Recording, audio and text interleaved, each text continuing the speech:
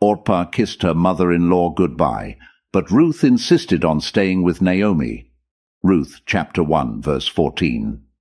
Orpah was not prepared to leave Moab.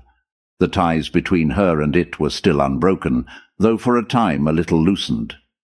Moab was still Moab to her, the home of her kindred, the center of her affections, the dwelling place of her gods. Thus, millions are not ready to leave the world, though often in some measure broken from it. They cling to their old haunts of vanity, foolishness, pleasure, lust, or literature. They cannot think of forsaking these. No, they soothe their consciences with the argument that it would not be right to break off from all these.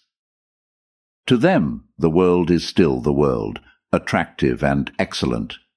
They cannot think of crucifying it, or themselves to it. They have been born in it, lived in it, their friends are in it. Why should they leave it? Their hearts are still here, their treasure is here, and they linger in it, though at times they feel the necessity of leaving it. What would life be to them without the novel or the ballroom, the theatre, the gay assembly, the banquet, the revel, the folly, the wine-cup, and the song? For the sake of Moab, Orpah was willing to part with Naomi. She was not without longings after Naomi and her city, and her kindred, and her God, but her old longings and ties kept her back, and in the end prevailed. Yet she wished to part in peace, to bid a decent farewell to her mother-in-law. She kissed that she might not cleave. Her kiss was a farewell to Naomi, her land, and her God. Have we not many Orpahs? They would sincerely have both Israel and Moab. They would rather not part with either. Their heart is divided. They would sincerely cast in their lot with God's people and obtain their inheritance.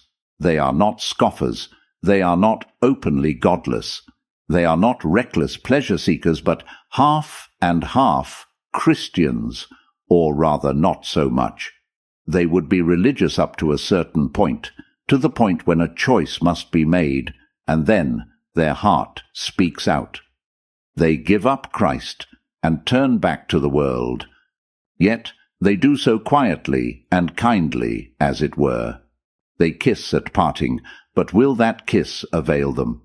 Will God accept the kiss as an excuse for turning back, or as a substitute for the whole-hearted service which he desires? God will not accept the divided heart. He abhors vacillation and compromise. If you prefer Moab, then go dwell there. Enjoy its pleasures and worship its gods. If you choose Israel, pitch your tent there and take Jehovah for your all. Orpah kissed her mother-in-law goodbye, but Ruth insisted on staying with Naomi. Ruth chapter 1, verse 14.